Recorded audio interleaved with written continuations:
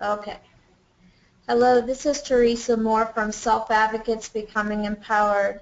Welcome to the Our Community United webinar series. This webinar is Follow, Follow Up, Follow Through, a guide to plan for activities and finding the strengths in your members. Next slide, please.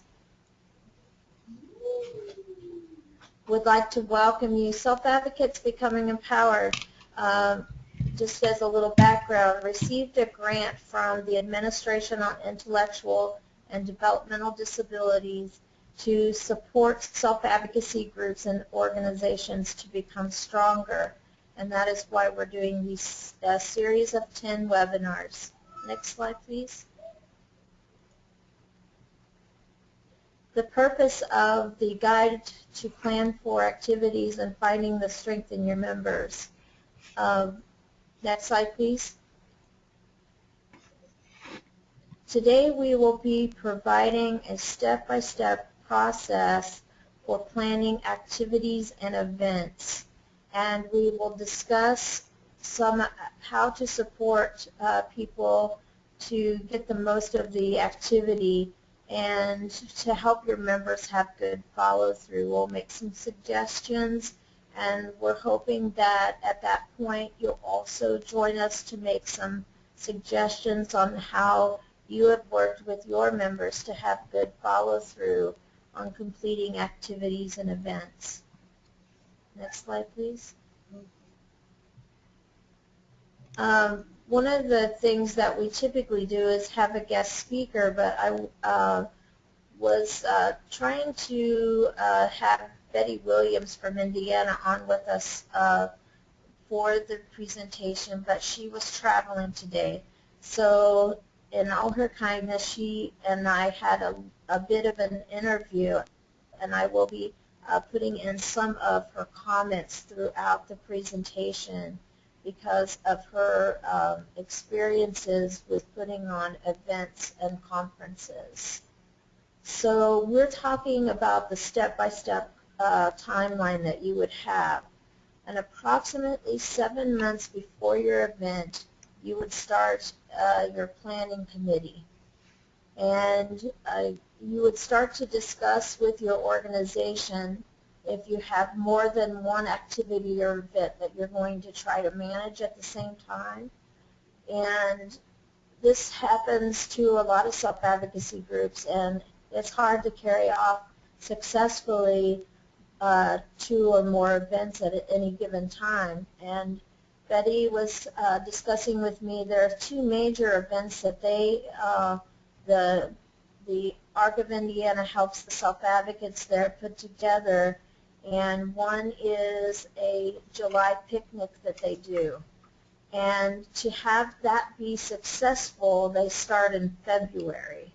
And because they've done it so many years, that is plenty of time for them to carry it out because there are so many members that are used to putting that together.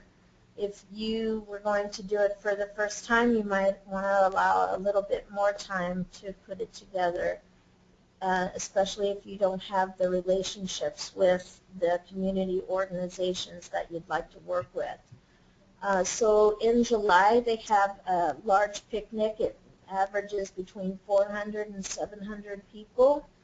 And at the same time, they start working in March on a state conference that takes place in October where they can have anywhere from 400 to 700 members again to attend that. So because the events are so popular and have been for a number of years, they have lots of self-advocates that have had the opportunity to learn the ropes, so to speak, and they have lots of leaders that can help with one or both of those. So that's really how they've been able to successfully carry out those 2 large events. Next slide, please. So in a previous webinar, I'm not sure if you attended or not, but one of the webinars that we have and we'll have available on the Resource Center very shortly is a evaluation that you do with the community, assessing the community needs, and you can use surveys, questionnaires, or checklists to go out into the community and ask questions about what's important to them. And you use this information that you have collected before you want to do the event, so that you make sure that you're doing what the community wants you to be spending time on. It's very important, especially if you're a nonprofit. You must fulfill a community need. And so you may get some information that says that the community would like to have more activities or events, and that could be that they would like to have a training on self-advocacy or some other subject. Self-advocacy and leadership is a very popular one. Having good and healthy relationships is another. You could be requested to have any number of different trainings on your evaluation or questionnaire. Also, when we think of fundraisers, we think of things that might be small in comparison to having a huge fundraiser that you take the time to plan for over a year or 7 months to a year. And that is a great way to let the community know all the good things that you do. Just like an outreach event, but you have a fundraiser and make it an activity, and you invite a lot of people to come to that, and that does take some planning. So that might be something that the community has asked for. Maybe the self-advocates would like to raise money to go to the national conference or something like that, and you need to raise that money or help them raise the money to go. You may want to have an event just so you can recruit volunteers or make known all the opportunities that you have for volunteers in your organization. So you may have an event that focuses on and appreciates your volunteers, but also as an opportunity for other people out in the community to get to know you and to also volunteer to do the work that you're doing, because we always know that it takes a lot more people than we usually have money for to do things, and that's all organizations, especially nonprofits, seem to have that issue. So that's not unusual to need to do some outreach and volunteer activities in the community. Next slide, please.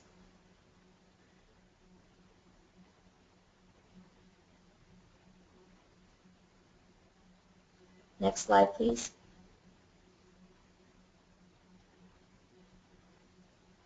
So once you have decided about the activity or event that you would like to consider, you may want to recruit a project manager, and that could be paid or unpaid. It is a very important job, and that person needs to be really well organized and hopefully have some experience with doing events before you have them lead yours, because that role has so much responsibility. It would really be a good idea to make sure they have experience. And they just start off by making sure that they have the event plan. They start putting that together immediately once they have been identified, and you have said, please help us be our overall project manager or overall event manager. And that role supports the subcommittee chairs and gets estimates of costs and starts building your budget around room rentals and food and beverages, equipment, any speaker fees that come up when you identify a speaker that you want to have. at your event, and any travel or transportation costs that you might have, they start building that budget for you. They create that budget. Next slide, please.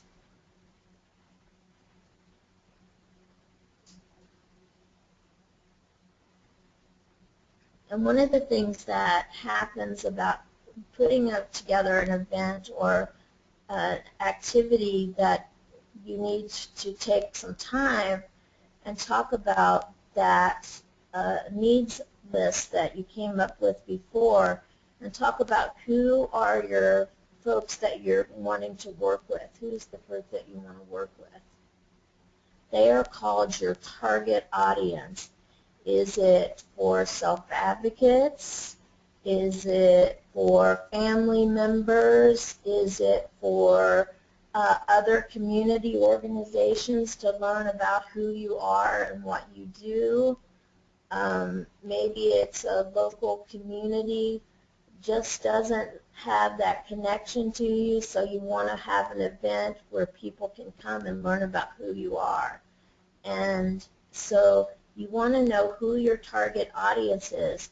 And it seems like we would automatically say everyone, but that really makes it too hard to manage, because you could have too much information if you try to please everyone.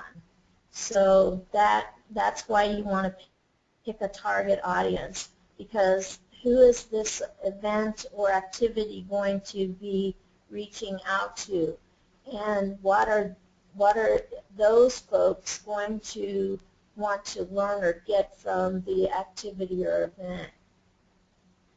And the group or groups that you want to build your mission, goals, and objectives around for this activity or event. It really helps you focus and makes it a lot more clear what you're trying to do and who you're trying to invite. Next slide, please.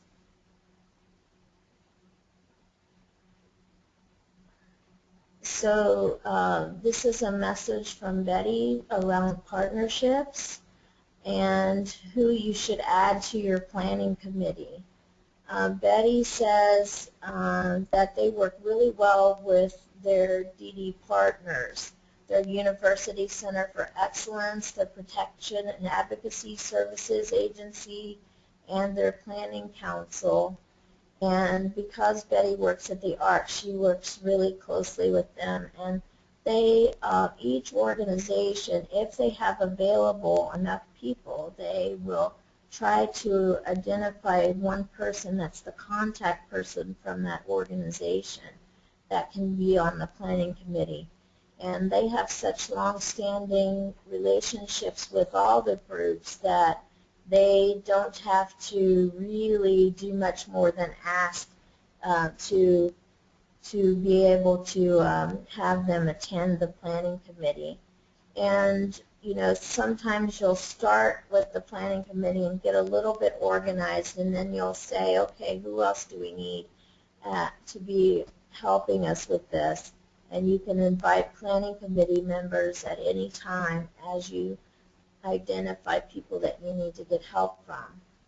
And so they invite other community members to be on the committee too, and she said that was what made a huge difference for them, is that they keep adding people, and they also have those steady partners that they work with too. Next slide, please. So approximately 6 months before the event, you might want to have a facilitator. It's a little bit different than your events manager, because the facilitator will help the group get through their agendas for each meeting that they hold. And they also, like your manager, have the goal of making sure that things get done and that the event's going to be successful. But they focus more on the members and the agenda and trying to stay on the timeline so that your manager can be getting the group the information, such as the budget and such, so that uh, this person can focus on identifying skills and talents too that the members have.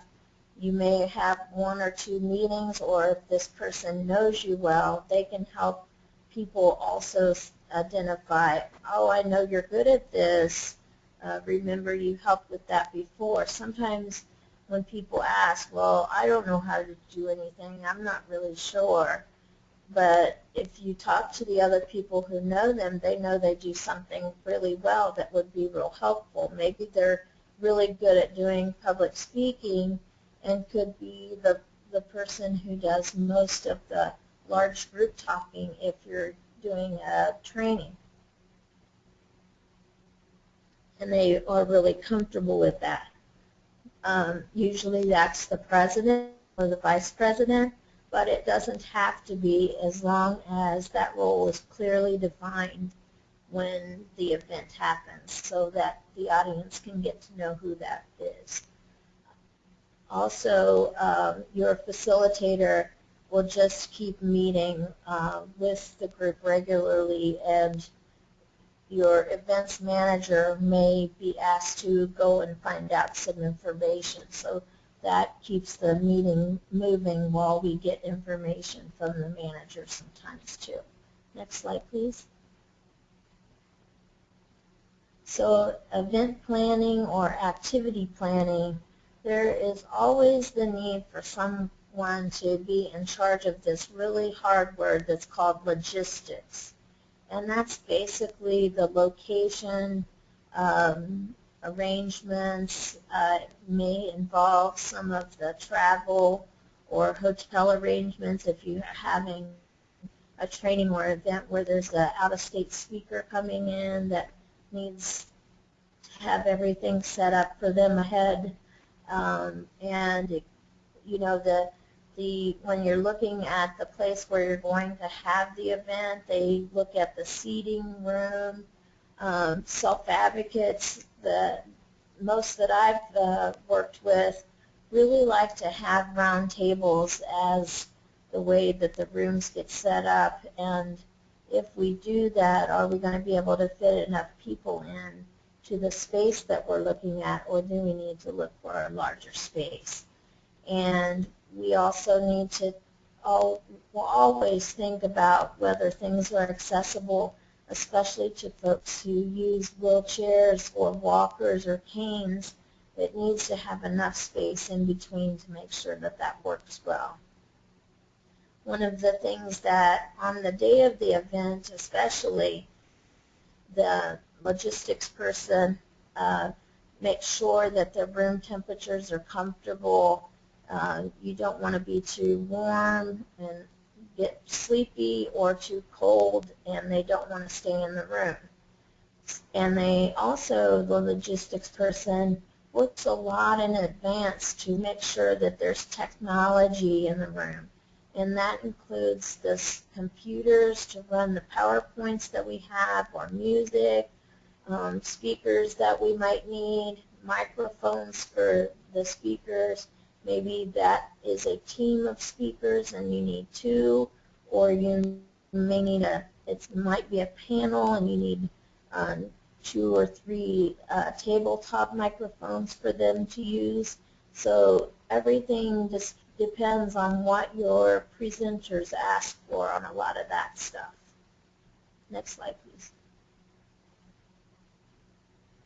And when we're starting to work on our event, right from the beginning, we're thinking, okay, who is it that we need to work with and who can support us to make this happen, especially if it's a big event and you need lots and lots of support and resources.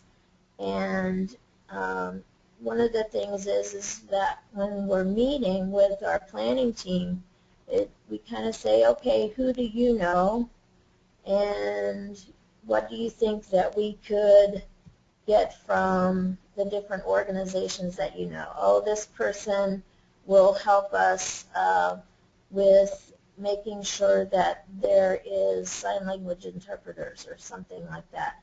So you ask each of the committee members what it is they can bring. Oh, I have leftover keychains from an event that we could donate, or water bottles or something like that. Or maybe someone that has a friend that can do all the copying, or an agency that can do all the copying, which, and sometimes we still get requests for paper copies and paper information, but we also need to have the ability to make CDs of all of the PowerPoints put together, and flash drives are now the thing that most people are asking for, to have all the information in one place. So we need to have someone that has an assistant that can work on that and make sure that we have all the things that we need. Also, you might just need to have more volunteers than you have in your group. You need a lot more people to make it happen. Or they know some presenters that speak on the topics that you want to talk about. And it's always helpful to have money that is flexible to put towards the things that you need as you get closer to the event, to help pay for. It might be to pay for the speaker that you want to bring in, or maybe there's a small fee for using the computers and the projectors for the presentation rooms. And maybe there's some specific supplies like the flash drives or the CDs that you need to buy that you need money for. And who knows, those local leaders in the community that you can go to specifically to get things donated or giving away during the raffle tickets sections of the agenda. And we might have other nonprofit friends out there that are not at the table at the time, but we have good connections with. So we just bring that all out into the open. Next slide, please.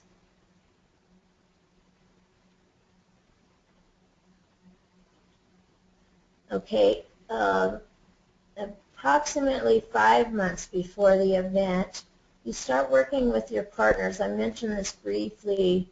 You start to realize that you might need some accommodations that are coming in through your application, that will be coming through, and you just want to have an idea of, if I need this, where can I get it?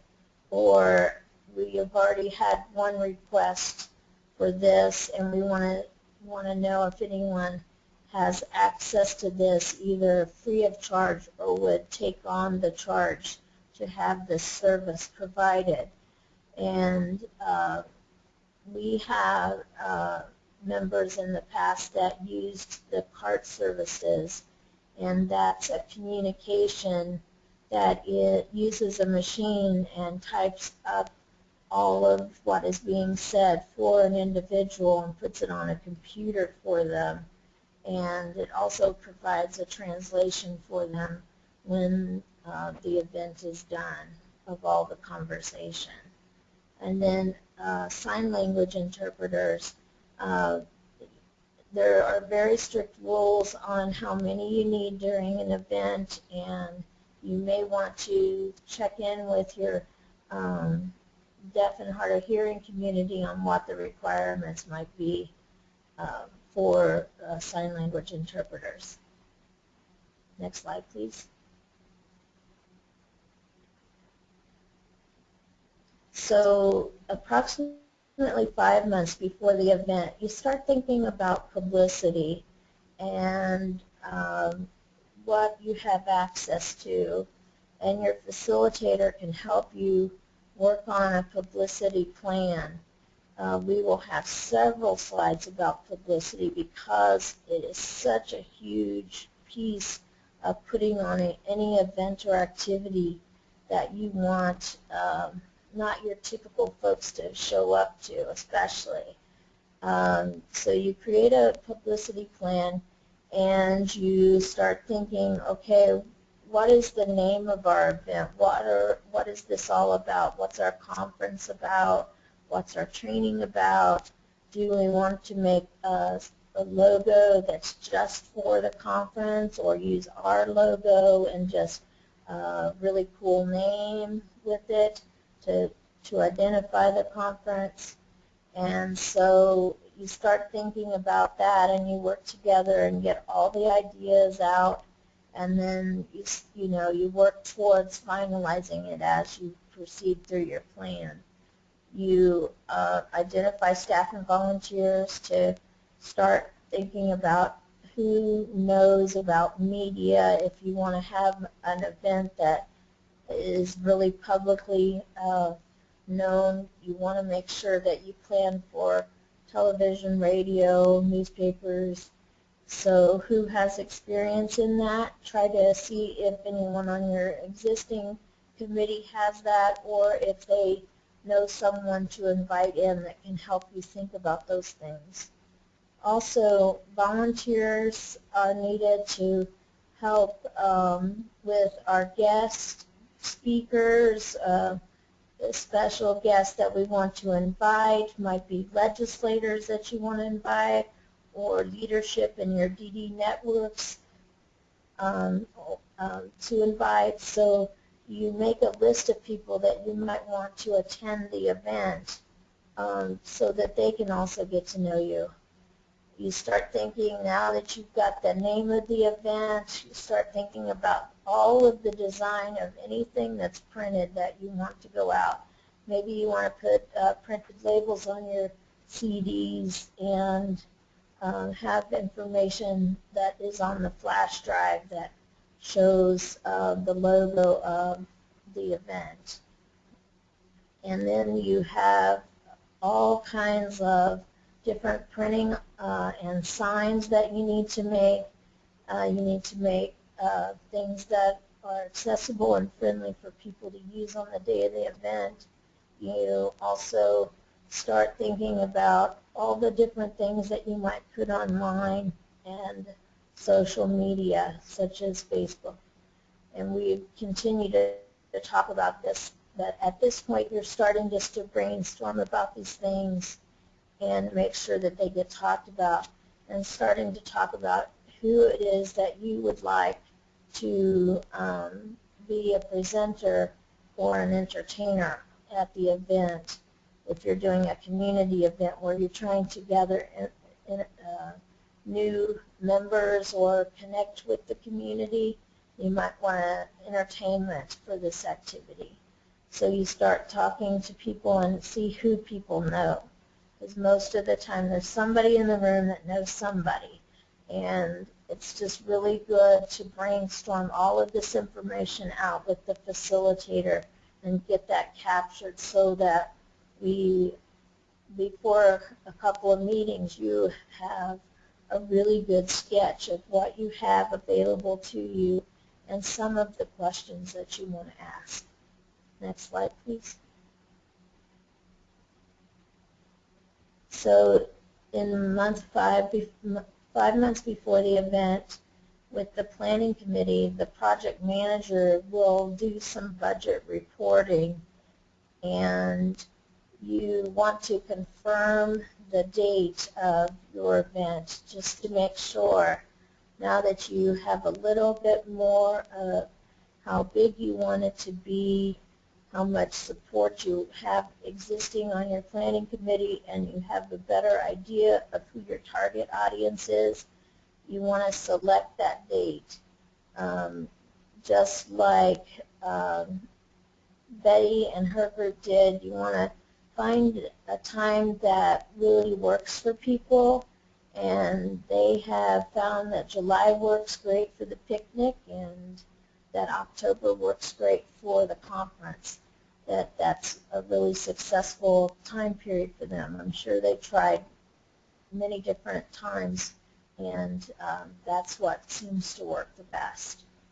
And do you want to have this event pay for some of its expenses? Do you want to have a registration fee that is attached to coming to the event? Do the people, your target audience, do they have some money available to them that you could charge for them to attend the event so that you could pay for those speakers that you want and such? So you talk about that registration fee, and it covers many different things. It can cover food and, like I said, the fees for the presenters if you need that, or transportation. And many self-advocacy groups try not to have expensive registration fees, but sometimes it's hard to control that if you're having an event at a hotel where there are fees attached to just about everything that you do. And 5 months before the event, you want to start setting up your online items, your online registration. There are different companies that are already out there that do this, and they change so quickly. We don't have one to recommend over the other. You just, with your planning committee, you research that and find the one that works best for you and what you're trying to do. They are pretty close to each other. They do about the same thing. It's just how friendly and easy they are to use, and if they are free or cost. Also, at this time you start talking about, do we want to have sponsors that pay? Do we want to have an event where there are tables that vendors can purchase to help cover some of the expenses that we are needing to get covered? And these sponsorship levels where they can donate. We've had some success with having sponsors know how much it costs to get one individual to a conference. If it's $500 to get one person to the conference, then you can be really specific about that. You can say $300 for a registration fee for one person is what we're asking our sponsors for. Those kinds of things can be really helpful. A very specific amount that helps one or two people, helps your sponsor know how much to give. Money is tight, and it's a lot harder than it used to be for a lot of companies to support at the levels that they used to. So help them out. Tell them exactly what it's going to cost to help somebody to attend or participate. If it's $25 a family and you want to get 5 families that you want them to sponsor, then you say that. And that really will help the sponsor feel good about what they're doing. And then at each meeting, you'll get an update on the overall plan from your project manager. They'll make sure that they have an updated budget for you and progress on any other things that they are working on. Next slide, please. So there's another word that comes up, and it's venue. And that's also referring to the location or the place that you want to have it. So it's another word that self-advocates need to know because it is something that gets used a lot. And you concentrate on the venue around 4 to 5 months into your plan once you've gotten a little bit more information. All of this stuff can be worked on as early as possible. That's going to help you a lot. But if you need some help figuring out about when you need to work on these, I tried to come up with this with a few of my friends to help me make sure that about this time you're really starting to firm up some of this stuff. And one of the things that you might need is it, especially if you're doing an event with the community, you need to have insurance, and you might need some permits or licenses if you're going to use different properties and things like that, parks and different setups. So if you don't have insurance for events, $1 million policies that they call them riders that protects your organization, then you can ask a partnering organization to help you with the insurance, and maybe they can take care of that part. You pay for the policy to be at that high of a level for the day of the event or days of the event, and then it expires after that. So and they go back to their typical policies. But you have to do this, especially if you're doing large public events. You have to have this insurance issue covered and figured out as soon as possible. And the venue, the place, it also they need to know how many different sessions you're going to have. You know, are you going to have sessions that rotate every hour and a half, and you're going to do 4 at a time, and you need this many people to be able to go to those different rooms? Then you would figure up the number of people and the accessibility questions and the accessibility to restrooms and different things that people will need access to, break areas, and the different things that just make events a lot more comfortable. And once you know how many rooms they have and that they meet your needs, then you start talking about audio-visual equipment, talking about if you're going to, what kind of meal or snacks are you going to provide during the training, and it depends on how long the event is usually. That helps you decide that. And one of the things that Betty was talking to me about was that when they looked at the venue, the hotel that they were going to use when they hosted the national conference a couple of years ago, they found that the parking was a real issue for people that were coming in just for the day, and that it was very expensive, and that if they have the opportunity to do that again, or that large of a conference, that they would consider a different location or work out a different deal with the hotel around parking and accessible parking. So that's one of those things that we need to worry about. You have to worry about outside and inside of the venue, the place where you want to hold it. And also that there might be some need to have security. If it's a large event and a lot of people, you may need to hire security or ask the venue if they have security that you access. And you would, the venue has their own manager that will help work on these different things. So you're not in there alone trying to figure it out. It's the venue manager that helps your group figure these different questions out. Next slide, please.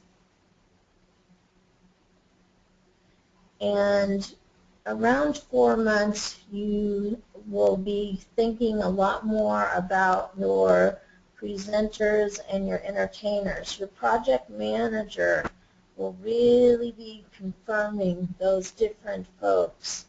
And if it's a presenter, they'll be finalizing their presentations or their speech topics so that you can be working on getting them ready to go on the CD or flash drives, or if anything needs to be printed. and what kind of space they need and what kind of room setup they need. And for all of those finalized presenters or special guest speakers, you might want to get a bio and a picture of to make your brochure of the event look more professional. Also, for your presenters and entertainers, we just need to make sure that they have everything that they need put together, that they are all set. For your presenters, you'll want to make sure that their travel arrangements and transportation is all set up.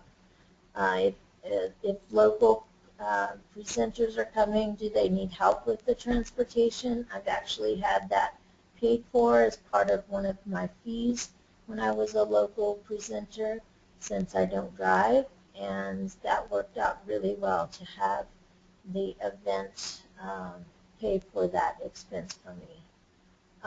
The presenter accommodations, they may need accommodations for themselves or for their co-presenters, and you would just want to make sure that you ask the questions and get them what they need to make sure that it's as success as possible.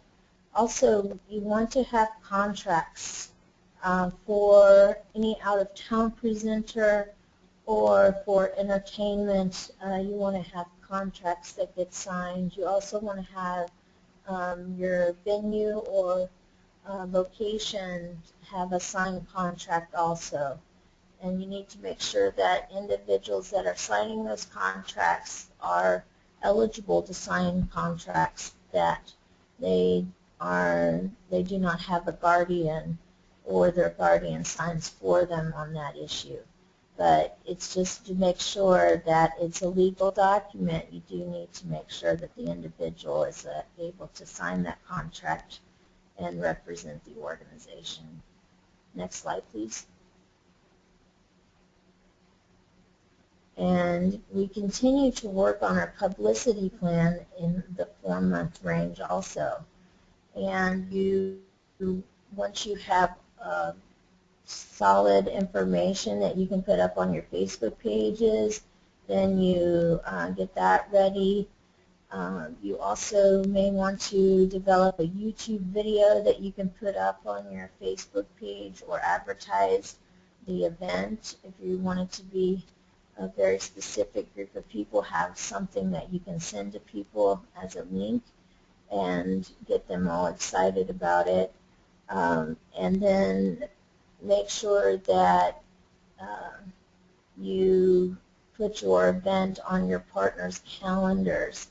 I've seen that happen where the group forgot to put the event on the partners' information, and that was one lead that we could have gotten more people from, but we forgot that one. So it's just helpful if you can remember to do that, is to use all of your partners as best you can, and use their email listservs too. Also, you want to create an email event notification that you can send out through those listservs, and to put this information on your website or your partners' websites. Next slide, please. Continuing with our publicity, you are at the point where you've got your presenters are starting to fall into place, and your speakers, if you have any guest speakers, you started to identify those, and so those guest invitations start to go out. You're tracking all of the different people you're inviting, and you make a draft program and see what else you need to put in there. And also, once you know who your speakers are that will be like the MC over the event, then you might want to start drafting a script for that person to use for introductions, because it's hard to remember a lot of different names and where people are from and organizations they're from, their background. So we want to make sure that we start working on that right away and have that available for our MC. And we want to have even our list of people we want to thank. We want to have that prepared ahead of time. And those that we want to recognize at the closing of the event also. And you always want to recognize your planning committee members. They will really appreciate that you've thought of that and thought of them at the day of the event. You might want to get some newsletter articles ready, some radio announcements ready that you want to put out on radio if it's going to be a community event. And you might want to have some blog posts that you have prepared so that they can be put up on different blog sites, so that we just try to reach out to as many people as we can, as many different ways as we can. Next slide, please.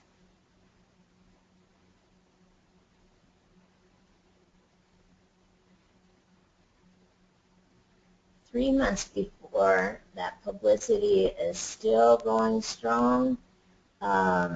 You want to start requesting the logos from your sponsors. You want to make sure that they get recognized on all of the different things that you're going to give out, that people know where the items or the dollars came from. Organizations like to be recognized that way. It also can be a tax break for some organizations to do that, so you want to be able to give them something to show that, yes, it was used for what it was intended for, and how much you appreciate it. Also, if you want any specific invitations to go, then you can make those, make any additional programs that might need to be made, any posters that you want made, any tickets that you're going to use. You can do raffle items from the donations that you get, those kinds of things that people really enjoy, and that makes the conference or an event a lot more fun. And if you plan to have a media announcement, then you want to put together that media list so that you know who it is that you want to contact, who it is that's the right person to talk to about getting your event covered by the media, those kinds of things.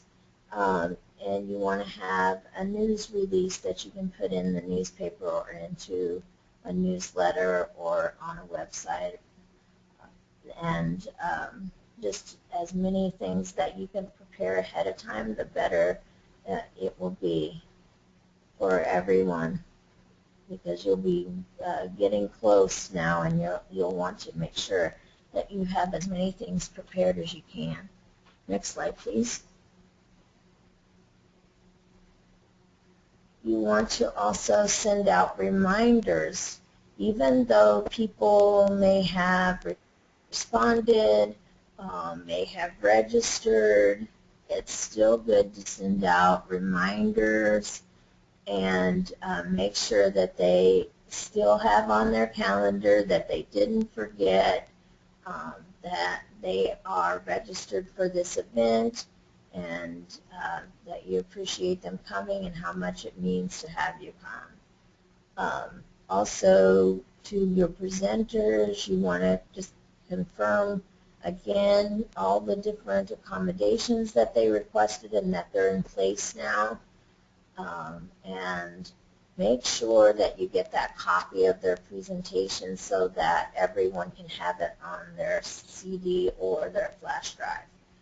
And for those sponsors, maybe you got a commitment letter that said that they will commit to a certain amount, but you haven't received the check yet, so you want to follow up on that. Maybe someone gave you a verbal agreement that they would do something, but they haven't haven't sent it in yet, it's always good to write things down for people and help them remember if you haven't received it yet. Next slide, please.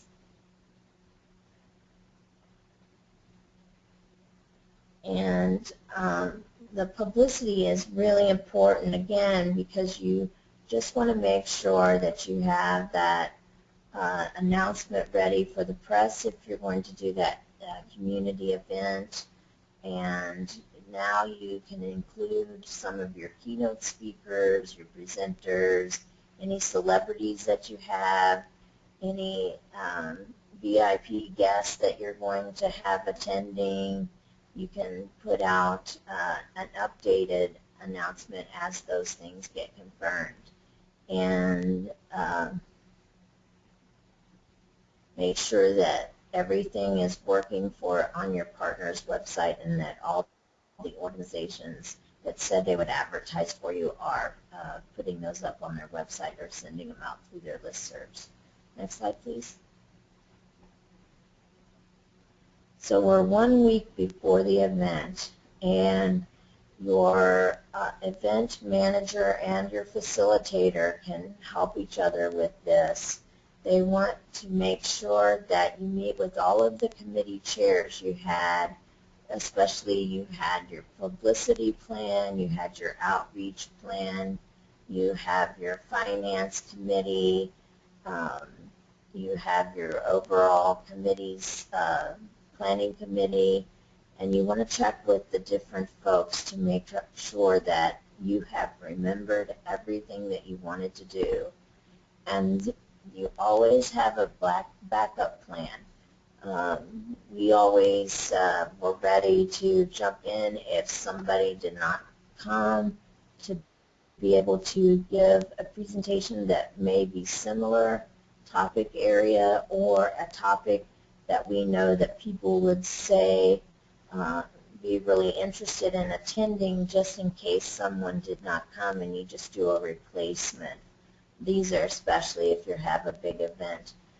Sometimes things just don't work out right. There's bad weather, your lead presenter doesn't make it in. It could be any number of things, health issues, transportation issues. You just want to be able to be flexible and have folks jump in wherever the need might be. And then you have a volunteer hosts that work with your guests and the presenters, make sure they get to the right place, right room, that again they feel appreciated, make sure they have everything they need, that their technology is working, going to be working, and that you know everything that they need, so that when it's the day of the event, your volunteer host is all set, they know who they're going to be introducing and those kinds of things. And you finalize all of those scripts that your MC, your key lead speaker is going to need for all the different announcements. And you review with the volunteers, you let them know again what it is that they're going to do. Not everyone is going to get to be a room host, but every volunteer is important. I always like to be the one that's in the hallway helping people find the room that they're looking for. That's a really important job. So, and you just make sure that everything on your timeline is completed and ready to go, or that you have it set up to get done this week. Next slide, please. Here's a few more items. You provide that final registration and get all of your items ready for the conference bags. You make sure that the name badges are ready and that you have that final registration list divided up so that you can form those nice organized lines for people to check in. You may want to do a photo release or look for opportunities when people and you can take photos. look for opportunities for your guest, your special guest, your VIP guest to get interviewed. That gets you recognized in the community. Next slide, please. So a day before the event, you still have to confirm one more time that the media is coming. And you make sure that all of the signs are in place. Some of those, they will let you come in and set up the night before. They'll let you set up the room signs. If not, you want to come in early to do that.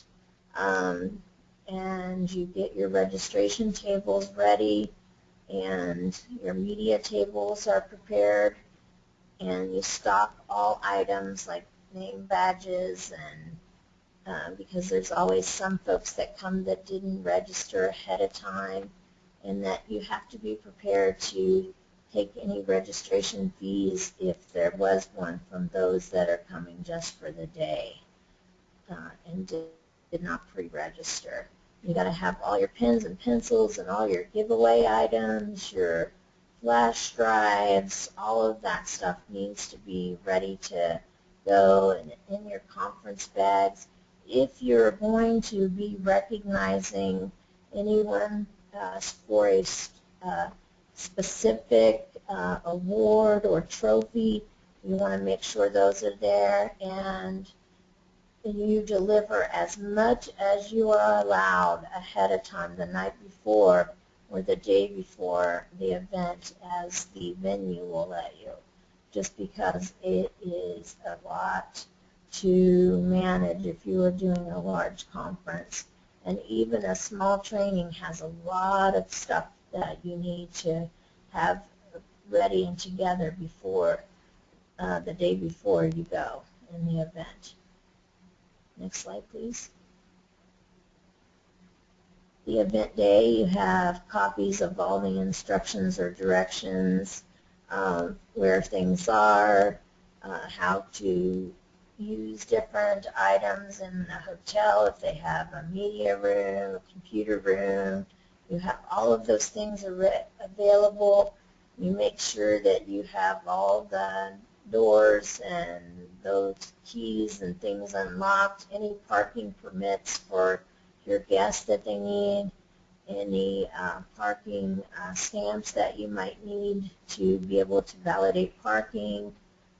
You need those available, and any seating charts that you have for guest speakers or presenters at lunch, or so that they can be at the front of the room and come forward and speak and be recognized. Your planning committee often has its own table also at the front of the room if you're doing a large conference, and that you check in with all of your team members that have helped you put everything together, your committee chairs, to ensure that they're on track. Make sure everything's going smoothly. Next slide, please. And the event day, you show up early, you make the name tents for the participants, you place microphones on the table, you make sure that easels and big paper are there for the facilitators in the different sessions that have requested them especially, and you ask, you can always ask for volunteers if someone has said that they need big paper and they didn't request it ahead of time. You can ask for volunteers to help them write and do different things if they need it. Some people are using digital recorders now. You make sure that you practice ahead of time if you're going to use recorders to capture the information, any of the speeches, the presentations. Make sure that you have batteries for people and extension cords for the different rooms. Sometimes the hotel doesn't have enough for that to work successfully, so it's good to have some of your own available. Next slide, please. So after the event, really, really important, you have to make sure that you look at the evaluations and that you review the results of all the different presentations so that you can know whether things went well or not, whether all of the venue items worked well or not. And you also, a week after, you want to review your budget and see how you did. It's really important. Hopefully you stayed under budget, and you can report that to everyone.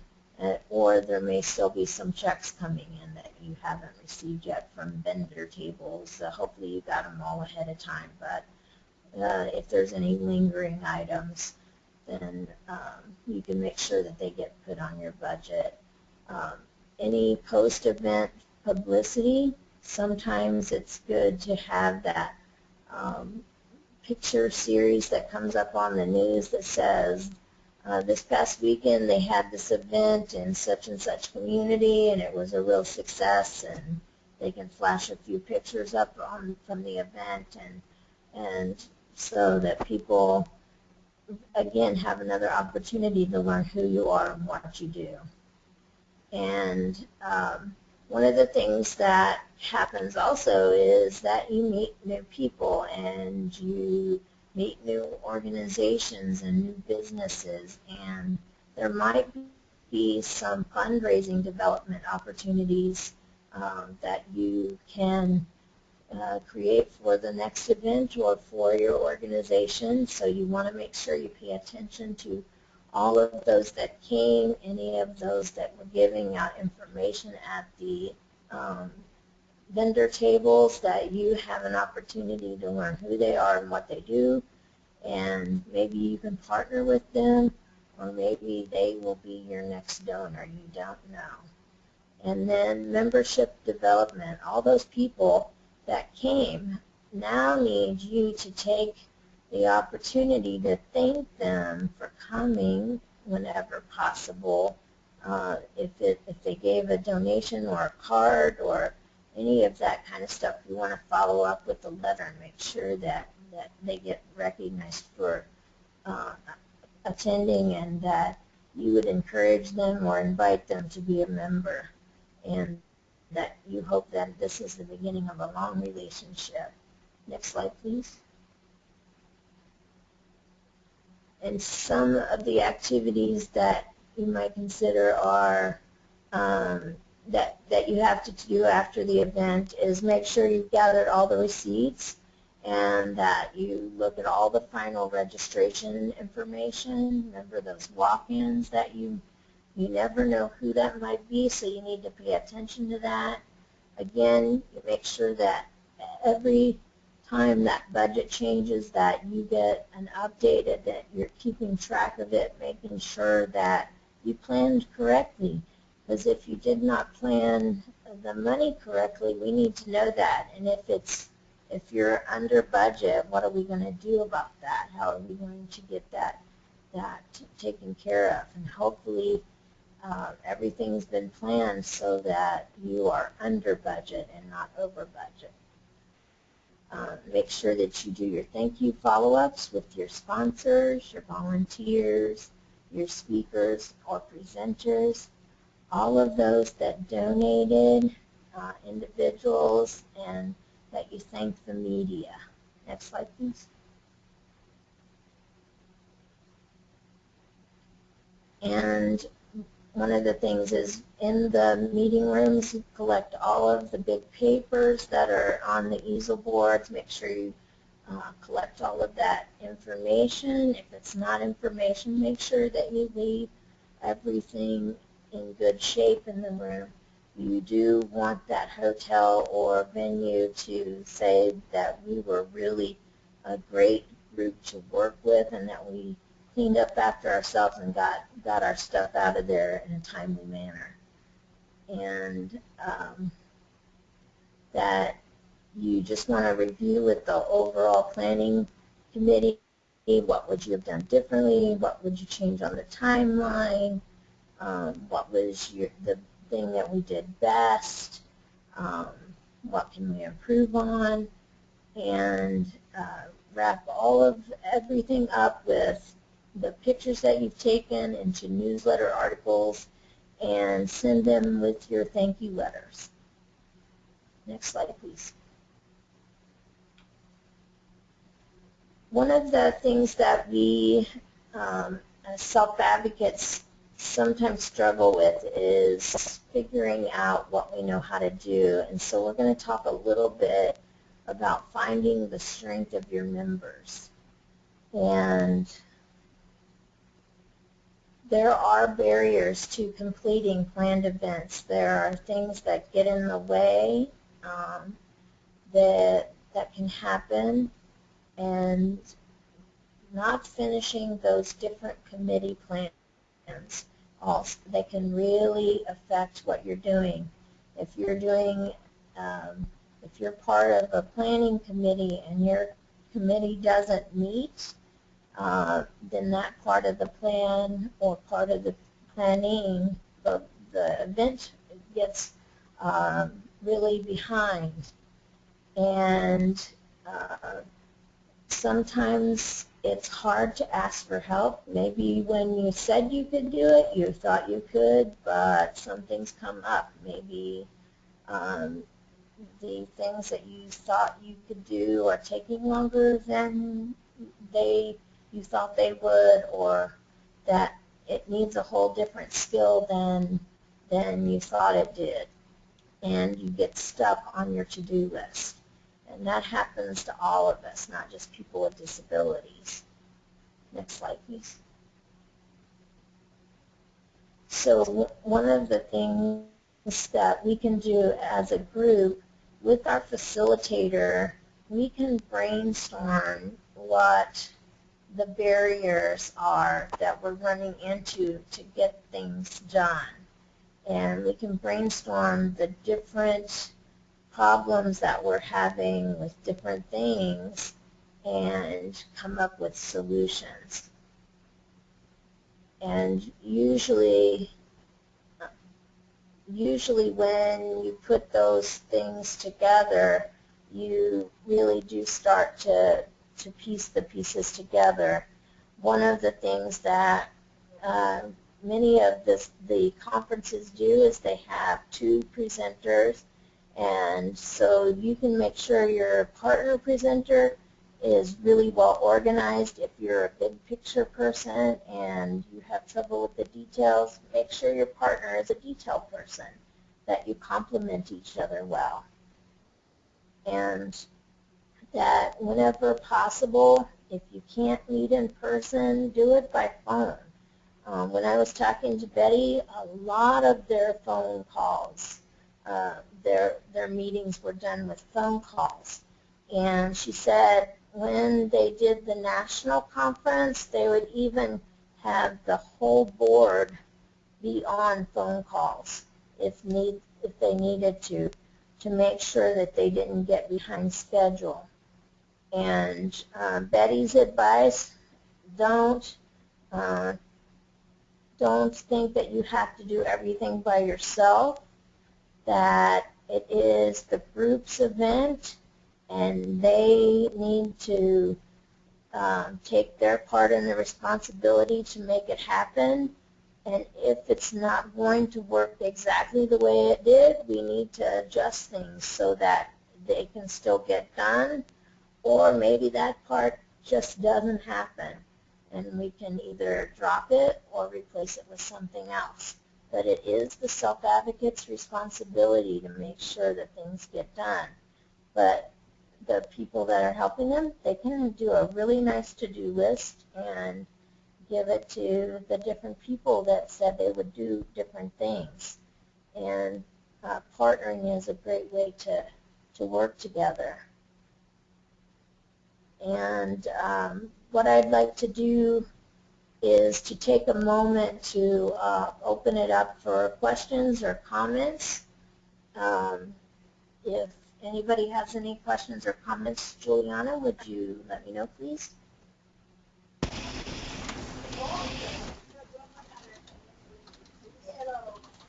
anyone have a question or a comment? or an idea of what works well with your group to help each other get things done and have good follow through.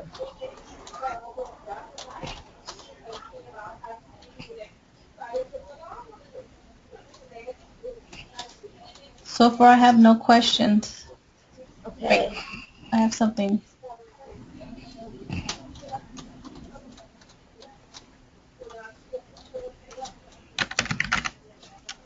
No questions.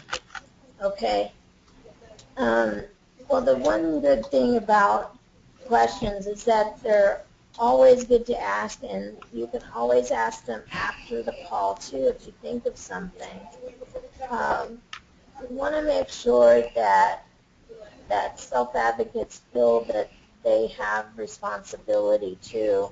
One of the things that is hard, but it's real helpful, is to make sure that they do know what the timeline is, and that if something doesn't get done, it will get dropped or it won't happen the way it was meant to, and you might only get a piece of what it was that you wanted. And as much as you can, try to have self-advocates have the same timelines that you, if they're wanting to present, then they have the same timeline as any other presenter does to try to get their stuff done. And of course, there's always a little leeway, but you try really hard to keep on the same schedule as anyone else doing the same job that you're doing. So if you're a presenter, you should have the same timeline as any other presenter. And if you're supposed to request accommodations, that you do that when accommodations are due, not 2 days before when it's going to be really hard for that accommodation to happen. Or you might have to supply it yourself because the conference didn't have enough time to plan for it. So that's just some of the responsibility that we have to take if we're going to be part of things. We can all help each other. Working as a team, a lot of stuff can get done. Don't promise things, or if you did promise something and you're not getting it done, speak up so that somebody else who has a way of doing that can take it over, or that you need help or a different way of working on it, or ideas on how to work on it. Any questions, Juliana?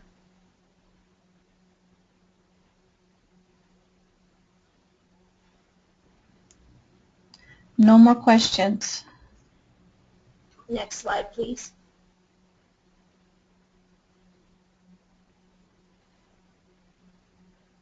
So that is the presentation part of today's session. Now I would like to talk about the resource center that our Community United is building. And that will be where this presentation and the other series of presentations will be located when it debuts, hopefully very soon. Would you mind reviewing the resource center slides, Juliana?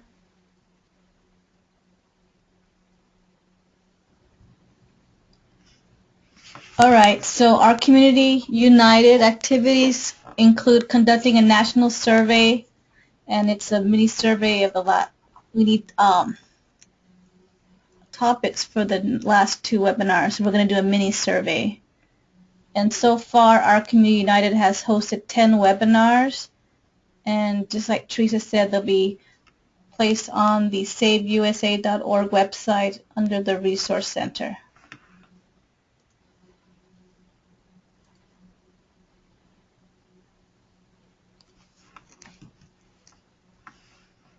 Also, SAVE is also asking organizations to share information that can help other self-advocacy groups.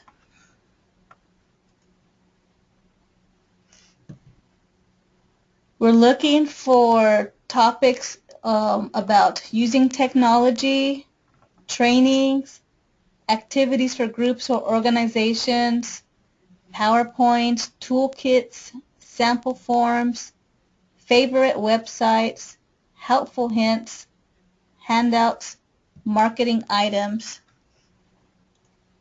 and these are the topics that we're looking for: purposes, values, mission, and value statements, budget forms, friendly programs, agenda samples, planning and strategies, bylaws, being a nonprofit, social networking, networking at meetings, managing grant money, successful fundraisers, board leadership, and event planning.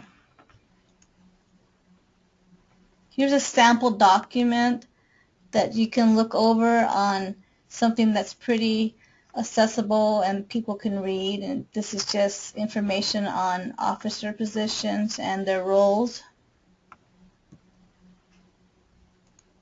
And this next slide talks about how our Community United looks over, and any other self-advocate can look over the toolkits and any materials that people send to SABE to make sure that it's friendly for everybody.